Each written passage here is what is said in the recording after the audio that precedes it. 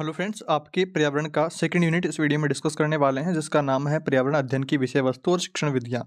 ये यूनिट दोस्तों आपके टोटल 20 नंबर का है, पर यहाँ पर देखिए आपके लगभग दोस्तों 10-12 नंबर तो आपके ऑलरेडी तैयार हुए पड़े हैं। आपको सब कुछ ऑलरेडी पता है कि भारत का जो अंतरिक्ष यात्री है वो पहला अंतरिक्ष यात्री कौन था, आपके जो यातायात साधनों के बारे में, यातायात साधन के नियमों के बारे में, आपके सड़क को किस तरफ चलना चाहिए, सारे जो नॉर्मल डिटेल्स हैं खरपतवार के बारे में, काफ़ी सारे ऐसे पॉइंट्स हैं दोस्तों जिनको आपको नहीं पढ़ना है, वो ऑलरेडी आपको आते हैं। इस वीडियो में हम डिस्कस करेंगे कि आपको जो बाकी 10 नंबर बच गए हैं, वो आपको किन-किन टॉपिक से मिलने वाले हैं। तो सारे इंपॉर्टेंट टॉपिक्स को इस वीडियो में डिस्कस करने वाले हैं। तो हमेशा की तरह वीडियो को पूरा ज़रूर से देखना है और चैनल पर नए हैं तो सब्सक्राइब भी कर लेना है। कुछ स्टूडेंट्स कह रहे थे भैया जल्दी से सारे वीडियो डाल दीजिए।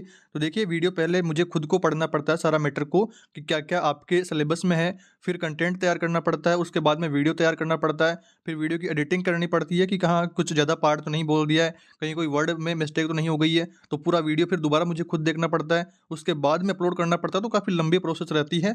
थोड़ा-सा आपको इंतज़ार करना है, जल्दी ही दोस्तों सारे वीडियोज़ भी चैनल पर डाल दिए जाएँगे। तो आपको चैनल पर सब्सक्राइब करके और बेल नोटिफ़िकेशन ऑन रखना है ताकि जैसे ही वीडियो अपलोड हो तो तुरंत आप तक वीडियो का नोटिफ़िकेशन पहुँच जाए। इस वीडियो में देखिए आपके पहला टॉपिक आता है पर्यावरण अध्ययन की विषय वस्तु समझ बनाने के लिए विविध प्रकार के क्रिया कौशल कौन-कौन से हैं। तो पहला कौशल है अवलोकन। और फिर अपने पूर्वानुभव के आधार पर अनुमान लगाएंगे, फिर प्रश्न पूछेंगे, तर्कपूर्ण चिंतन रहेगा, उसके बाद में परिकल्पना रहेगी और फिर लास्ट में हम प्रयोग करेंगे सिलेबस के अकॉर्डिंग। उसके बाद में दोस्तों सेकंड पॉइंट आपके आता है कि संतुलित भोजन क्या होता है। तो देखिए संतुलित आहार वह भोजन है जो कि मात्रा और गुण में संतुलित होता है तथा वृद्धि, विकास, शरीर के कार्य, स्वास्थ्य के संरक्षण के लिए आवश्यक पोषक तत्व जैसे प्रोटीन, कार्बोहाइड्रेट, वसा, लवण, जल, विटामिन्स आदि उसमें शामिल होते हैं, सही मात्रा में, उचित मात्रा में शामिल होते हैं। प्रमुख विटामिन की बात करते हैं, उनके स्रोत की बात करते हैं और विटामिन की कमी से होने वाले रोग की बात करते हैं। तो देखिए, सबसे पहले आता है विटामिन ए, जो ज़्यादा प्रश्न पूछे जाते हैं, आपके vitamin A, B, C, D से पूछे जाते हैं। तो सबसे पहले देखिए विटामिन ए में देख लीजिए कि आपके इसी विटामिन ए की कमी से रतौंधी रोग या नेत्र रोग हो जाता है। और इसके स्रोत कौन-कौन से हैं, कहाँ से आपको मिलेगा? तो दूध, अंडे का पीला भाग, हरी सब्जियाँ, टमाटर, गाजर आदि खाने से आपको विटामिन ए मिलने वाला है। और दूसरा है विटामिन बी। तो ये दोस्तों इसकी कमी से आपके रक्त की कमी, रीढ़ की हड्डी टेढ़ी हो जाती है, बेरी-बेरी रोग आदि रोग यहाँ पर हो जाते हैं। और इसके स्रोत हैं अनाज, दूध, दही, मक्खन, अंडे, मांस आदि से दोस्तों विटामिन बी मिलता है। और उसके बाद में अगला है विटामिन सी। और विटामिन सी देखिए आपकी विटामिन सी की कमी से स्कर्वी त्वचा रोग हो जाता है। और विटामिन सी आपको नींबू, संतरा, आंवला आदि से प्राप्त होता है। उसके बाद में विटामिन डी की बात करते हैं तो दूध, दही, मक्खन, छाछ, सूर्य की धूप से विटामिन डी मिलता है। और इसकी कमी से दोस्तों रिकेट्स, हड्डियों का रोग हो जाता है, हड्डियाँ टेढ़ी हो जाती है, जो कि कैल्शियम के अभाव में होती है। तो कैल्शियम का सीधा संबंध जो है विटामिन डी से है, ये भी आपको ध्यान रखना है। इसके बाद में दोस्तों आगे बढ़ते हैं। अगला टॉपिक हमारे सामने आता है भोजन संबंधित अच्छी आदतें क्या-क्या हैं। तो देखिए, खाने से पहले हमेशा साबुन से हाथ धोने चाहिए, रात को सोने से 2 घंटे पहले भोजन कर लेना चाहिए, भोजन बनाने की सामग्री को मक्खी, कॉकरोच, चूहों आदि से बचा कर के रखना चाहिए, भोजन को ढक कर के रखना चाहिए, फलों को खूब धोना चाहिए खाने से पहले, और सब्जी को काटने से पहले धोना चाहिए। आवश्यकता अनुसार भोजन को थाली में लेना चाहिए। ऐसा नहीं है कि खाना तो 1 रोटी है, 3 रोटी लेकर के बैठ रहे हैं तो फिर वो सारा वेस्ट चला जाएगा। तो आपको ये सब बातें ध्यान रखनी है। अभी नॉर्मल डिटेल्स हैं, आपको पता है, पर एग्जाम टाइम में आपको कौन-कौन सी आदतें लिखनी होती है, किस तरह से लिखना है, तो वो सारा मैंने आपको बता दिया है। इसके बाद में आगे बढ़ते हैं। अगला टॉपिक हमारे सामने आता है अभावजन्य रोग। कुपोषण से होने वाले प्रमुख रोग कौन-कौन से हैं? तो देखिए कुपोषण से पहला रोग होता है रतौंधी। रतौंधी देखिए विटामिन ए के अभाव के कारण रतौंधी नामक रोग हो जाता है। इसके रोगी को अंधकार में बिल्कुल दिखाई नहीं देता है। अंधकार में देखिए अभी नॉर्मली अपने को हल्का-हल्का दिखाई देता है, पर इसके जो रोगी रहता है, इसको दोस्तों बिल्कुल भी दिखाई नहीं देता है। इसके बाद में सेकंड आता है टोड स्किन। तो विटामिन ए के अभाव में मनुष्य की बाह्य त्वचा मेंढक के समान चितकबरी एवं खुरदरी यहाँ पर हो जाती है, तो ये आपको ध्यान रखना है। इसके बाद में थर्ड पॉइंट आता है बेरी-बेरी या स्नायु रोग। यह रोग विटामिन बी की कमी से होता है। चौथे नंबर पर है पेलाग्रा। यह रोग विटामिन बी एवं नियासिन की कमी से होता है। और अगला है स्कर्वी। स्कर्वी रोग देखिए विटामिन सी की कमी से होता है तथा पायरिया रोग भी इससे हो जाता है। तो ये कुछ पॉइंट्स भी आपको यहाँ पर ध्यान रखना है। और इसके बाद में आता है घेंगा। तो गलगंड या देखिए घेंगा नामक रोग जो है आयोडीन की कमी से होता है। रक्तहीनता शरीर में कुछ समय तक लोहांश खनिज लवण की न्यूनता के कारण रक्तहीनता का रोग उत्पन्न हो जाता है। और आठवां पॉइंट आता है सूखा रोग या रिकेट्स। तो देखिए कुपोषण विटामिन डी की कमी से बच्चों में सूखा रोग यहाँ पर हो जाता है। इसके बाद में दोस्तों एक रोग आपको और ध्यान रखना है, रक्तस्राव। देखिए यह रोग कैल्शियम, फॉस्फोरस तथा विटामिन के की कमी से ये रोग होता है। अब इसके बाद में दोस्तों बात करते हैं कि कुपोषण से शरीर पर क्या प्रभाव पड़ता है, शरीर को क्या नुकसान रहता है। तो देखिए, पहला पॉइंट आपको ध्यान रखना है कि व्यक्ति की शारीरिक लंबाई रुक जाती है।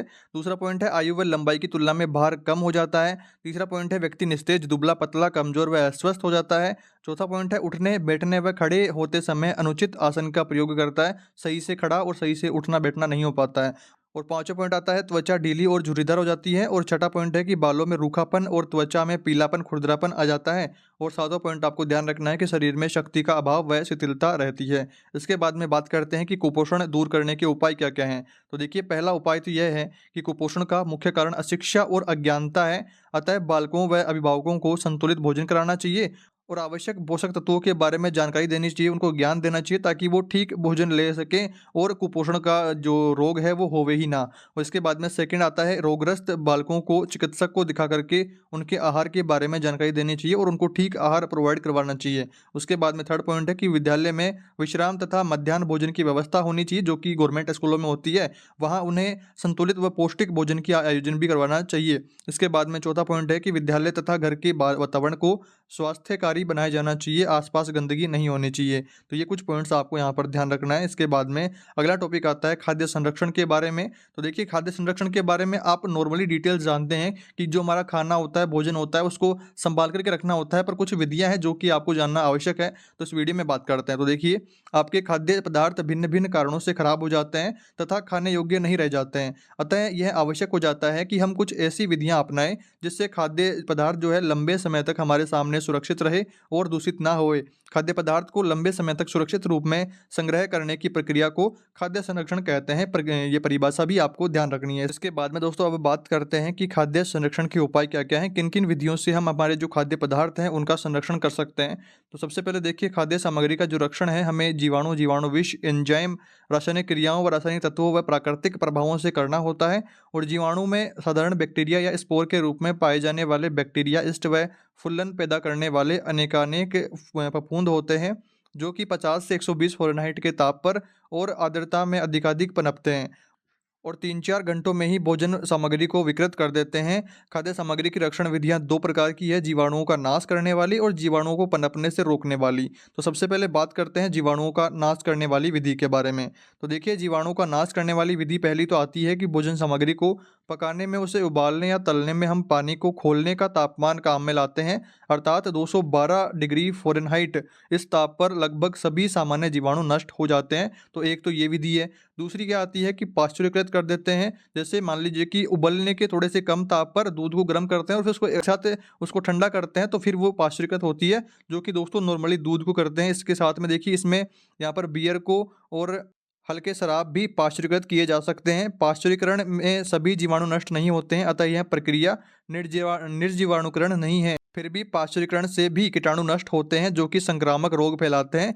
आंतशोथ, हैजा, मोतीजरा, डिप्थीरिया, ये जो रोग होते हैं इनका यहाँ पर बचाव हो जाता है इस प्रक्रिया से। और इसके बाद में अगली विधि है टीन बंदी। इसमें देखिए, खाद्य पदार्थ को निर्जीवाणुकरण करने के लिए डिब्बों में भर दिया जाता है। डिब्बों सहित विशेष संयंत्रों में निश्चित तापमान पर इसको तपाया जाता है ताकि सारे जीवाणु वहाँ पर नष्ट हो जाएं। और उसके बाद में डिब्बे को विशेष प्रक्रिया से सील बंद कर देते हैं और हवा इसकी सारी निकाल दी जाती है। तो एक प्रक्रिया ये हो गई। और इस एक प्रक्रिया यह है कि मुरब्बे, जैम व जेली आदि बना करके भी खाद्य पदार्थों को लंबे समय तक सुरक्षित रखा जा सकता है। इसके लिए भी खाद्य पदार्थों को निश्चित तापमान पर तपाया जाता है, जिसके लिए यदि इसमें कोई हानिकारक जीवाणु हो, कीटाणु हो, तो वो फिर नष्ट हो जाता है। इसके बाद में तुरंत तैयार की गई शक्कर की चाशनी इसमें मिला दी जाती है। चाशनी जीवाणुओं को पनपने नहीं देती है। यदि यह खुले में रखे तो फफूंद अवश्य आ जाती है, वरना खराब यहाँ पर नहीं होता है। तो कुछ दिन तक भोजन यहाँ पर सुरक्षित रहता है। इसके बाद में बात करते हैं आपके जीवाणुओं को पनपने से किस प्रकार से रोकेंगे, दूसरी विधि के बारे में। तो इसमें दोस्तों यहाँ पर पहली आती है परिशीलन व शीत भंडार, यानी कि जो कि देखिए